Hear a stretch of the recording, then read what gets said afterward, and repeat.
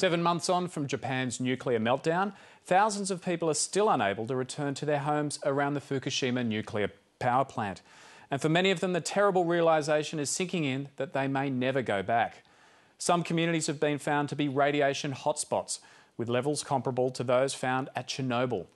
Many of those affected say they've had little help from the Japanese government as they struggle to come to terms with what's happened. The ABC's North Asia correspondent Mark Willisey travelled to one of the Fukushima hotspots and talked to some of those dealing with the ongoing legacy of this disaster.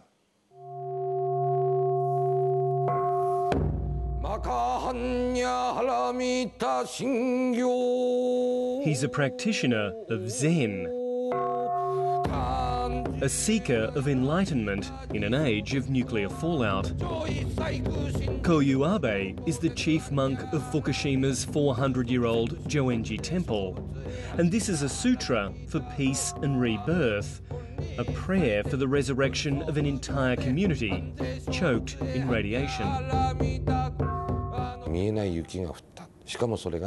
This radiation is like an invisible snow. It's fallen and brought us a long winter. But eventually the snow will melt and spring will come.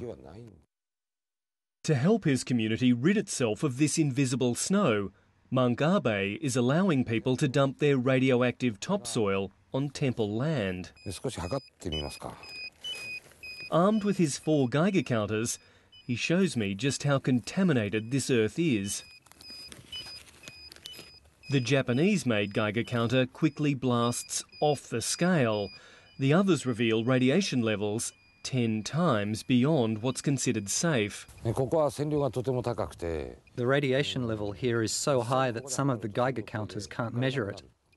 But I still accept this contaminated soil. But to get a real sense of just how contaminated some of these areas are, I have to travel closer to the shattered nuclear plant, to a community abandoned to the ravages of radiation. Well, I'm just crossing the mountains into Iitate and our Geiger counter is spiking. It's quadrupled just in the space of a minute or two in terms of its reading. So there is no doubt that this place is a radiation hotspot, especially since they found radioactive plutonium there just a couple of weeks ago.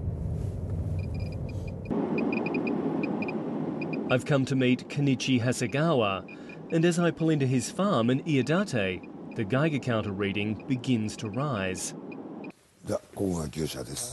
Before the nuclear meltdowns, Mr. Hasegawa was a dairy farmer.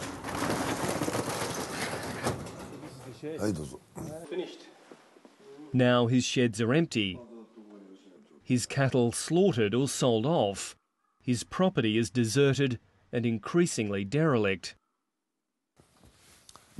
Ask him about the performance of his government during this crisis, and Kenichi Hasegawa goes close to meltdown himself. I have absolutely no trust in the government.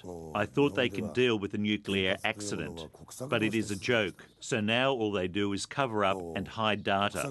All the while we're exposed to more and more radiation. What the hell are they doing? There's no doubt Kenichi Hasegawa's farm is in a hot zone. A screeching Geiger counter attests to that.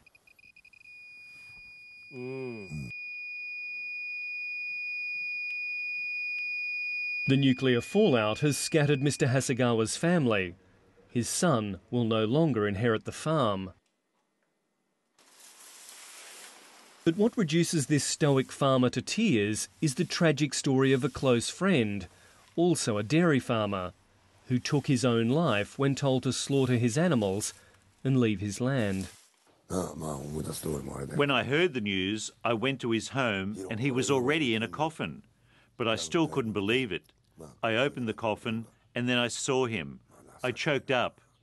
Before the nuclear disaster, he'd been so happy. The Fukushima meltdowns have displaced 80,000 people. Many of them, like Tomoe Unuma and her daughter Hana, are still living in shelters scattered throughout Japan.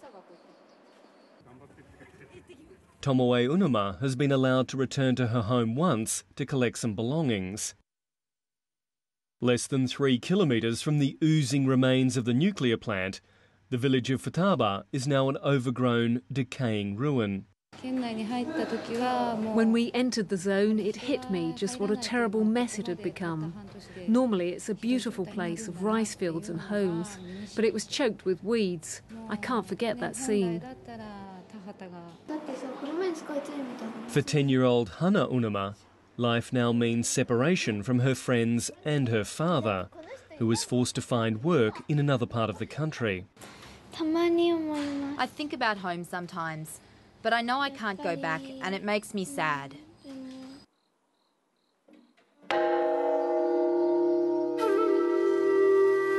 Across Fukushima, there are countless more stories like those of the monk Koyu Abe, the farmer Kenichi Hasegawa, and the evacuee Tomoe Unuma. Stories of resilience, loss and hope. Monks like me must ease people's suffering. If there's something I can do, I need to take action.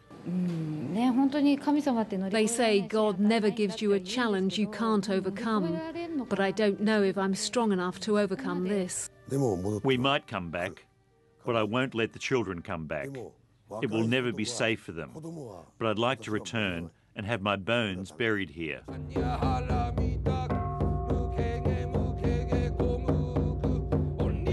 The invisible snow of radiation continues to haunt Fukushima. And for thousands here, it could stalk them all their lives. Mark Willesee, Late Line.